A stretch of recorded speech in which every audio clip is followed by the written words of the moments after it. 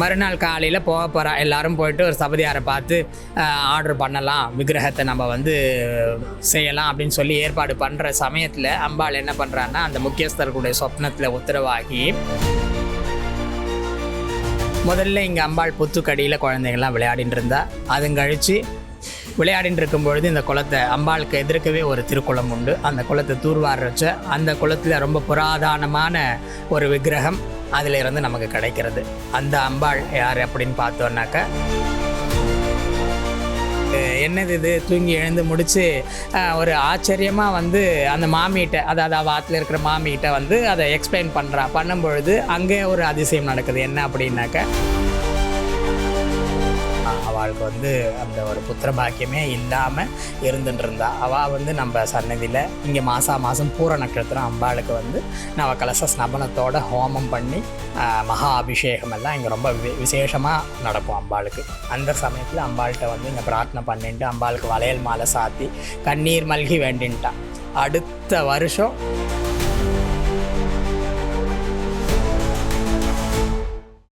ஓம் ஸ்ரீ மாத்ரே நமஹா. அமோகம் நர்பவி channel நேயர்களுக்கு ஆத்ம நமஸ்காரம்.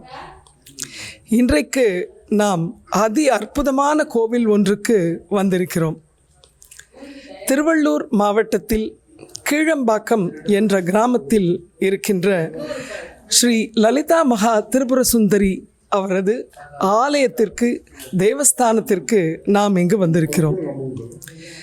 லலிதா மகா திரிபுர சுந்தரி தேஜஸ்வினி, தேஜோமயி என்று தேவர்களும் ரிஷிகளும் முனிவர்களும் இன்றைக்கு இந்த உலகில் இருக்கக்கூடிய மனிதர்களும் போற்றி பாடக்கூடிய அதி அற்புத சக்தி வாய்ந்த பிரபஞ்சத்தின் பேராற்றல் சக்தியான அந்த அம்பிகையின் கோவிலுக்கு நாங்கள் இன்று வந்திருக்கிறோம். இந்த கோவிலில் தற்பொழுது திருப்பணிகள் நடந்து கொண்டிருக்கின்றன. இந்த கோவிலின் அற்புதத்தையும் பெருமையையும் நான் சொல்வதற்கே வார்த்தைகள் இல்லை. அப்படி ஒரு அற்புதமான கோவிலாக இது அமைந்திருக்கிறது. திருமியச்சூர் என்ற இடத்தில் அம்பிகை குடிகொண்டிருக்கிறாள். பல நூற்றாண்டு காலமாக அந்த கோவில் அங்கு அமைந்திருக்கிறது. ஆனால் அது சென்னையிலிருந்து வெகு தூரத்தில் இருக்கக்கூடிய ஒரு கோவில். ஒரு முறை நான் வெப்பில் ப்ரௌஸ் பண்ணும்போது இந்த கோவிலை பற்றி நான் தெரிந்து கொண்டேன். அந்த அம்பாளினுடைய அழகும் அந்த அம்பாளினுடைய திருமேனியும் அப்படியே திருமியச்சூர் தாயார் இங்கு எழுந்தருளி இருப்பதாக எனக்கு தோன்றியது. உடனடியாக இங்கு நான் ஓடோடி வந்தேன். ஆனால் நான் இங்கு சில காலம் ஆகிவிட்டது. கிட்டத்தட்ட ஒரு 6 மாதங்களுக்கு முன்பு நான் இந்த திருக்கோவிலுக்கு வந்தேன்.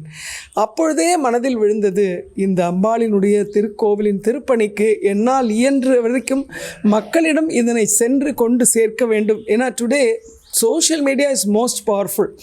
அதனால் இதற்கான ஒரு ஓப்பனிங் அப் நம்ம பண்ணணும் அப்படிங்கிறது என்னுடைய மனசில் ரொம்ப நாளாக இருந்தது. அதனால் இன்றைக்கு இந்த கோவிலுக்கு இன்றைக்கு தை வெள்ளிக்கிழமை அன்று அம்பாளுக்கு முழுமையான அபிஷேக ஆராதனைகள், ஷோடச அலங்காரம் அனைத்தும் இங்கு நடைபெறுகிறது. இந்த கோவிலின் ஸ்தாபகர் திரு கார்த்திக் அவர்கள் இங்கு என்னுடன் இருக்கிறார். இந்த கோவிலின் பெருமைகளையும் அருமைகளையும், இது எப்படி கட்டப்பட்டது என்பதையும் நாம் அவரோடு பகிர்ந்து கொள்வோம். இங்கே அம்பாள் எப்படி எழுந்தருளினாள் அப்படின்னு பார்த்தோன்னாக்கா, இங்கே புராதனமாக இருந்த அம்பாள் நாகவள்ளி அம்மன் சொல்லக்கூடிய சமயபுரம் மாரியம்மன். இந்த அம்பாள் தான் இங்கே புராதனமாக இருந்த அம்பாள். அந்த அம்பாள் எப்படி இங்கே எழுந்தருளினா அப்படின்னாக்கா, குழந்தையெல்லாம் சேர்ந்து சும்மா விளையாடின்னு இருந்த அம்பாள் தான் ஆகும். குழந்தையும் தெய்வமும் கொண்டாடுற இடத்துலன்னு சொல்லுவாள். அந்த மாதிரி இந்த அம்பாள் குழந்தைகள்லாம் விளையாடின்னு இருந்த ஒரு இடத்துல அவளுடைய சாநித்தியத்தை கொடுத்து அங்கே அவளுடைய அனுகிரகம் நிறைய இருக்கிற மாதிரி அவளுடைய சொரூபம் இங்கே எழுந்தள்ளியது. முதல்ல இங்கே அம்பாள் புத்துக்கடியில் குழந்தைகள்லாம் விளையாடின்னு இருந்தா. அதுங்கழித்து விளையாடின்னு இருக்கும்பொழுது இந்த குளத்தை அம்பாளுக்கு எதிர்க்கவே ஒரு திருக்குளம் உண்டு. அந்த குளத்தை தூர்வார வச்ச அந்த குளத்தில் ரொம்ப புராதனமான ஒரு விக்கிரகம் அதில் இருந்து நமக்கு கிடைக்கிறது. அந்த அம்பாள் யார் அப்படின்னு பார்த்தோன்னாக்கா, இந்த ஊரில் கிராமத்தில் புராதனமாக இருந்த மாரியம்மனுடைய விக்கிரகம். அந்த விக்கிரகத்தையும் அவள்லாம் குழந்தையெல்லாம் சேர்ந்து விளையாடிண்டு ஒரு ஓலை கொட்டகையை போட்டு அமைதியான ஒரு முறையில் ஒரு பூஜைகள்லாம் நடந்துட்டுருக்கு. அதுவும் கழித்து என்ன ஆறுது அப்படின்னு பார்த்தோம்னாக்கா, அம்பாளுக்கு பூஜைகள் பண்ண பண்ண பண்ண குழந்தைகள்லாம் சேர்ந்து விளையாட விளையாட அவளுடைய சாநித்தியம் அக்கம் பக்கம் இருக்கக்கூடிய கிராமத்தில் எல்லாருக்கும் தெரிய ஆரம்பித்து எல்லோருமே அவள் மேலே வந்து ஒரு அதீதமான ஒரு பிரீத்தி, அதீதமான என்ன சொல்கிறது, ஒரு அன்பு, ஒரு பாசம்னு சொல்லலாம். அந்த மாதிரி அவள் மேலே அப்படி ஒரு பக்தியை வச்சுண்டு எல்லோரும் அவளுக்கு வந்து அப்படி ஒரு பூஜைகள்லாம் பண்ண ஆரம்பித்தா. கிராமத்தில் கேட்கவே வேண்டாம், மாரியம்மன் அப்படின்னு சொன்னாலே எல்லாருமே வந்து அப்படி ஒரு பூஜைகள்லாம் அவளுக்கு நடத்தினான். என்னென்ன பார்த்தேன்னாக்கா, தீச்சட்டி எடுக்கிறது, தீ மிதிக்கிறது, அலகு குத்துறது, இந்த மாதிரி அவளுக்கு வேண்டுதல்கள் அத்தனை ஆயிரம் வேண்டுதல்கள் அவள் முன்னாடி கோரிக்கைகளாக வச்சாலும் அதை அனைத்தையுமே அவள் வந்து நிறைவேற்றி கொடுத்துட்டு இருந்தா. இப்படி அவளுக்கான பூஜைகள்லாம் ரொம்ப விமரிசையாக நடந்துகிட்டே இருந்த சமயத்தில் கிராமத்தில் எல்லாருக்கும் என்னென்னா, அம்பாள் வந்து ஒரு ஓலை கொட்டைகளை இருக்காளே, அவளுக்கு ஒரு சன்னதி பண்ணலாம் அப்படின்னு சொல்லி எல்லாரும் வந்து ஒரு சன்னதியை இந்த கிராமத்தில் இருக்கிறவாளோட சக்திக்கு ஏற்ற மாதிரி ஒரு சிறிய அளவில் ஒரு சன்னதியை அமைக்கிறாள். அந்த சன்னதி அமைச்சு முடித்து அதுக்குள்ளே அம்பாளுடைய விக்கிரகத்தை பிரதிஷ்டை பண்ணணும். ஏன்னா குழந்தையெல்லாம் விளையாடின்னு இருந்ததும் நமக்கு குளத்தில் கிடச்சதும் சிரசு அம்பாள் விக்கிரகம். அம்பாளுக்கு என்ன சொல்கிறது, ஆஜானுபாகுவான தேகத்தோட அம்பாளை வந்து பிரதிஷ்டை பண்ணணும்னு சொல்லிட்டு எல்லாரும் பிரியப்படுறா. ஸோ கிராமத்தில் இருக்கிறவா எல்லாரும் சேர்ந்து என்ன பண்ணுறான்னா ஒரு முடிவெடுக்கிறா, நம்ம வந்து அம்பாளுக்கு மூல ஒரு விக்கிரகம், நல்ல ஒரு பெரிய திருமேனியை அம்பாளுக்கு இங்கே பிரதிஷ்டை பண்ணணும் அப்படின்னு சொல்லி முடிவெடுக்கிறா. அந்த க்ஷணத்தில் என்ன ஆறுது அப்படின்னாக்கா, ஆளாளுக்கு ஒவ்வொரு கருத்துக்கள் சொல்கிறா. ஏன்னா மாரியம்மன் ஒவ்வொரு ஸ்தலங்கள்லேயும் ஒவ்வொரு மாதிரி ஸ்வரூபத்தில் எழுந்தருளியிருக்கா. சமயபுரத்தில் எடுத்துட்டேன்னாக்கா சுத்தை ஸ்வரூபமாக அம்பாள் வந்து பஞ்சவர்ண கலாப ரூபினியாக அங்கே வந்து நமக்கு தரிசனம் கொடுக்குறா. அது மட்டும் இல்லாமல் அங்கே அஷ்டபுஜத்தோட அம்பாள் எழுதிருக்கா. இங்கே திருவேற்காட்டில் கருமாரியம்மன் நம்ம எடுத்துட்டோம்னாக்கா சதுர்புஜத்தோட கருங்கல் சிலா திருமேனியாக எழுந்தருளியிருக்கா. அதே படவேட்டில் எடுத்துட்டேன்னா சதுர்புஜத்தோட அம்பாள் சொத்தை ரூபமாக இருக்கா. இப்படி ஒவ்வொரு ஸ்தலங்களில் மாரியம்மனை பற்றி நம்ம சொல்லிகிட்டே போகலாம். அந்த மாதிரி ஆளாளுக்கு ஒவ்வொரு கருத்துக்களை இங்கேயும் வந்து முன்வைக்கிறாங்க. அம்பாளுக்கு இந்த மாதிரி ஸ்வரூபம் தான் பண்ணணும், இப்படி பண்ணலாம், அப்படி பண்ணலாம்னு சொல்லி கிராமத்தில் அவ மனசில் இருக்கிற ஆசைகளை ஒவ்வொருத்தர் சொல்கிற. அம்பாளுக்கு அஷ்டபுஜம் பண்ணணும், சதுர்புஜம் பண்ணணும், ஜுவாலாமகுடம் பண்ணணும், சர்பகுடை எல்லாம் பண்ணணும், இப்படி அப்படின்னு சொல்லிட்டு அவ கருத்துக்களை ஒவ்வொன்றா சொல்லின்னு இருக்கா. இது எல்லாத்தையும் நம்ம பரதேவத்தை என்ன பண்ணுறான்னாக்கா பொறுமையாக இருந்து பொறுத்திருந்து பார்த்துன்னு இருக்கா.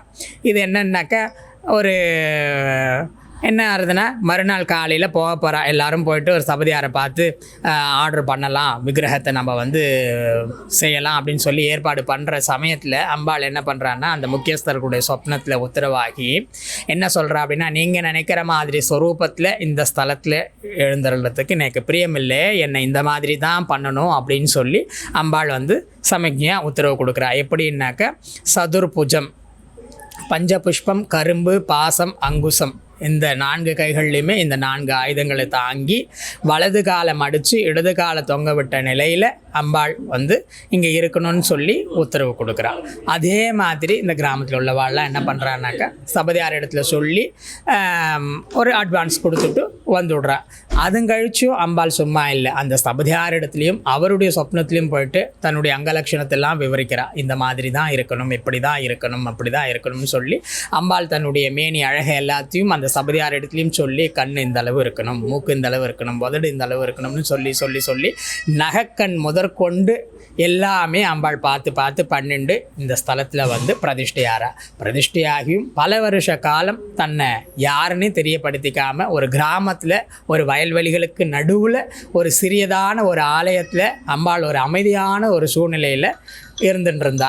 என்ன நினச்சிட்டான்னு தெரியல. 2016 யூஎஸில் ஒரு மாமாவோட சொப்னத்தில் போயிட்டு அவர் அங்கே அழைச்சின்னு வந்து தரிசனம் கொடுக்குறா. என்னென்னா, அவருக்கு தொடர்ந்து ஒரு வாரமாக சொப்னத்தில் போயிட்டு தொந்தரவு பண்ணுறா. என்ன அப்படின்னா, ஏண்டா என்னை பார்க்க வரமாட்டியா, இப்படியே ஏகாசனத்தில் அம்பாள் வந்து கேட்டுட்டே இருக்காளாம். அவர் வந்து நித்தியமும் சகசரநாமம் பாராயணம் பண்ணுற அம்பாள் மேலே ஒரு அதீத பக்தி உடைய ஒரு மகானுபவர்னு சொல்லலாம்.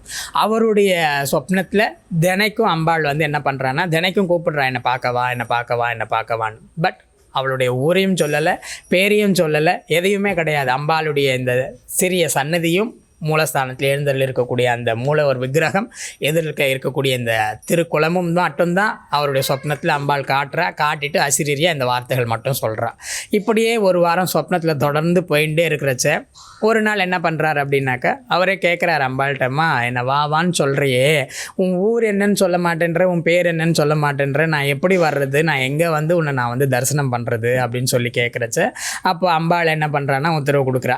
அவர் வந்து வருஷம் இங்கே சென்னைக்கு வந்துட்டு திருப்பதிக்கு பெருமாளை சேவிக்க போகிறது ஒரு வழக்கம். அப்படி இருக்கிறச்ச அப்போ வந்து அம்பாள் அதை உணர்த்துறா. என்னென்னா, நீ தான் வருஷம் இந்தியாவுக்கு வந்துட்டு எங்கள் அண்ணனை சேவிக்கிறதுக்கு திருப்பதிக்கு போவியோன்னோ, போகிற வழியில் தான் ஒரு சின்ன கிராமத்தில் தேமேண்டு உக்காந்துருக்கேன், தேடி கண்டுபிடிச்சி வா அப்படின்னு சொல்லி ஒரு சமக்ஞையாக கொடுக்குறா. பட் அப்பயும் ஊரையும் சொல்லலை, பேரையும் சொல்லலை. அம்பாளுடைய அந்த திருமுக மண்டல தரிசனம் மட்டும்தான் அவருக்கு கிடைக்கிறது. அம்பாளுடைய அந்த உருவம் எப்படி உக்காந்துருக்கா, பஞ்ச புஷ்பம் கரும்பு, இந்த கரும்பு தோகையெல்லாம் அந்த அளவுக்கு அவருக்கு வந்து ரொம்ப விசேஷமாக தரிசனம் ஆறுது. இதை தான் வச்சுண்டு அவர் வந்து என்னது இது தூங்கி எழுந்து முடித்து ஒரு ஆச்சரியமாக வந்து அந்த மாமிகிட்ட, அதாவது அவள் ஆற்றுல இருக்கிற மாமிகிட்ட வந்து அதை எக்ஸ்பிளைன் பண்ணும்பொழுது அங்கே ஒரு அதிசயம் நடக்குது. என்ன அப்படின்னாக்க, மாமா கிட்ட மட்டும் சொன்ன அவள் ஆற்றுல இருக்கிற மாமிக்கு நம்பிக்கைப்படணுமோன்னோ. ஸோ அதனால் என்ன ஆறுதுனாக்கா, இந்த சொப்னம் அப்படியே மாமியோட கனவுலையுமே அம்பாள் வந்து அனுகிரகம் பண்ணியிருக்கா. எப்படியெல்லாம் இவர்கிட்ட சொன்னாலோ அதே மாதிரி அந்த மாமியோட சொப்னத்துலேயும் அம்பாள் அதே மாதிரி விஷுவல், அதே மாதிரி ஆடியோ நமக்கு வந்து ஒரு நம்பிக்கையே படாது. அந்த மாதிரி வந்து அம்பாள் லீலைகள்லாம் பண்ணினா. அவர் 2 பேருக்கும் ஒரே மாதிரி கனவு கொடுத்து அவள் 2 பேரையுமே என்ன பண்ணுறான்னா, அடுத்த க்ஷணமே அவளால் அங்கே இருக்க முடியல. உடனே கிளம்பி இந்தியா வந்துட்டு இங்கேருந்து திருப்பதிக்கு போகிற வழியில் ஒரு பல கிராமங்களெல்லாம் செலக்ட் பண்ணி ஒவ்வொரு ஊராக தேடி கண்டுபிடிச்சி அவள்கிட்ட வந்து சேர்ந்தது. அது ஒரு பெரிய கதை. இந்த மாதிரி அவள் வந்த பிறகு இங்கே அப்போ என்னன்னாக்க, ஒரு வேளை விளக்கெறியறதுக்கு கூட இங்கே வழி கிடையாது, அம்பாளுக்கு நிவேத்தியத்துக்கு வழி கிடையாது. அந்த மாதிரி இருந்த சமயத்தில் அவள் வந்து சின்ன சின்ன கைங்கரியங்கள்லாம் பண்ணி பூர்த்தி பண்ணி கொடுத்து ஒரு கும்பாபிஷேகத்தை நடத்தி நித்திய பூஜையை ஸ்திரமாக ஆரம்பித்து கொடுத்தா. அதுவும் கழித்து என்ன ஆறுதுனாக்க, எல்லாமே ஒரு நேர்கோட்டில் வர்றது. அதுக்கப்புறமா நிறைய பேர் அம்பாள் வந்து என்னோடய சொப்னத்தில் உத்தரவானா, எனக்கு அம்பாள் இப்படி அனுகிரகம் பண்ணினா அப்படின்னு சொல்லிட்டு நிறைய பேர் அம்பாளை தேடி வந்து வஸ்திரம் சாத்துறது, அபிஷேகம் கொடுக்கறது, இப்படி நிறைய கைங்கரியங்கள் அம்பாளுக்கு செஞ்சுட்டே இருந்தால் அதுக்கப்புறமா என்ன ஆகுதுனாக்கா, அம்பாளுக்கு வந்து ஒரு நூதன சன்னதி பண்ணணும்னு கிராமத்தில் எல்லாரும் முடிவு பண்ணி அம்பாளுக்கு வந்து இப்போ ஒரு பெரிய அளவில் ஒரு திருப்பணி நடந்துட்டுருக்கு. ராஜகோபுரம், திருமதில் சுவர், திருமடப்பள்ளி, உள்பிரகாரம், வெளிப்பிரகாரம்னு சொல்லி 2 பிரகாரத்தோடு கூடிய ஒரு பெரிய திருப்பணி நம்ம சன்னதியில் இப்போ நடந்துட்டுருக்கு. உங்களால் முடிஞ்சது அம்பாளுக்கு கொடுத்து சீக்கிரமாக இந்த கைங்கரியத்தை பூர்த்தி பண்ணி அம்பாளுக்கு கும்பாபிஷேகத்தை நடத்தி கொடுக்குமாறு கேட்டுக்கொள்கின்றேன். இந்த கோவிலினுடைய அற்புதங்களையும், இந்த கோவில் யாரோ ஒருவருடைய கனவுல யூஎஸில் தோன்றி இந்த கோவிலினுடைய ஃபஸ்ட் இனிஷியேஷன் தொடங்கி இருக்கு. இங்கே வந்து வேண்டிண்டு அம்பாள் கொடுக்காத நிறைவேற்றாத விஷயங்களே இல்லைன்னு சொல்லியிருக்கேன். அதில் மிக முக்கியமாக யாராவது ஒரு பக்தருக்கு நிகழ்ந்த ஒரு நடக்காது அப்படின்னு ஒரு கைவிட்ட ஒரு விஷயம் வந்து நடந்ததாக ஏதாவது ஒரு அற்புதம் இருந்ததுன்னா நீங்கள் அதை பற்றியும் சொல்லுங்கள். அந்த மாதிரியும் நிறைய நடந்திருக்கு. என்னன்னு சொல்கிறது அப்படின்னாக்கா, குழந்தை பாக்கியமே ஒருத்தருக்கு இல்லை. அதாவது கிட்டத்தட்ட கல்யாணம் ஆகி 10 வருஷ காலமாக அவளுக்கு வந்து அந்த ஒரு புத்திர பாக்கியமே இல்லாமல் இருந்துட்டு இருந்தா. அவள் வந்து நம்ம சன்னதியில் இங்கே மாதம் பூர நட்சத்திரம் அம்பாளுக்கு வந்து நவகலச ஸ்நபனத்தோட ஹோமம் பண்ணி மகா அபிஷேகம் எல்லாம் இங்கே ரொம்ப விசேஷமாக நடக்கும் அம்பாளுக்கு. அந்த சமயத்தில் அம்பாள்கிட்ட வந்து இங்கே பிரார்த்தனை பண்ணிட்டு அம்பாளுக்கு வளையல் மாலை சாத்தி கண்ணீர் மல்கி வேண்டின்ட்டா. அடுத்த வருஷம் அதே நாளில் அவள் கையில் ஒரு பொன் குழந்தை அம்பாள் கொடுத்தா. ஸோ அது வந்துட்டு ஒரு ஒரு ஒரு என்ன சொல்கிறது, அது வந்துட்டு மறு வருஷம் அவள் அந்த குழந்தையும் எடுத்துட்டு அம்பாளுக்கு புது வஸ்திரம், வளையல் மாலை, புஷ்பங்கள் அத்தனையும் எடுத்துன்னு வந்து அம்பாளுக்கு சமர்ப்பணம் பண்ணி அவள் கண்ணீர் மல்கி நின்னது இந்த சன்னதி வாசலில் இன்னமும் நமக்கு வந்து கண் கூட பார்த்துட்டு இருக்கோம். அதே மாதிரி திருமண பாக்கியமும் தடப்பட்டு நின்னவாளுக்கும் நிறைய அம்பாள் அனுகிரகம் பண்ணியிருக்கா. நிறைய விஷயங்கள் அம்பாள் பண்ணியிருக்கா. ரொம்ப அற்புதமாக சொன்னேன். ஸோ திருமணம் ஆகாதவர்கள், திருமணமானோன்னு காத்து கொண்டிருக்கின்ற பெற்றோர்கள், குழந்தை பாக்கியத்திற்காக இயங்கிக் கொண்டிருக்கிறவர்கள் எல்லோருக்குமான வாசலாக இந்த கோவில் கிழம்பாக்கத்தில் லலிதாம்பிகை காத்து கொண்டிருக்கிறாள். கேட்ட விஷயங்களை அனுகிரகிப்பதற்காக காத்து கொண்டிருக்கிறாள். எல்லோரும் இந்த கோவிலுக்கு வரணும், எல்லோரும் இந்த கோவிலுக்கு திருப்பணிக்கும் நீங்களும் இணைந்து இந்த கோவிலை பெரிய லெவலில் கொண்டு வரணுங்கிறது இந்த ஸ்தாபகரினுடைய ஒரு கோரிக்கையாக இருக்கிறது. அதே கோரிக்கையை அமோகம் நற்பவி சேனலிலிருந்து நானும் உங்கள் அனைவரையும் வேண்டி கேட்டுக்கொள்கிறேன். நன்றி, வணக்கம்.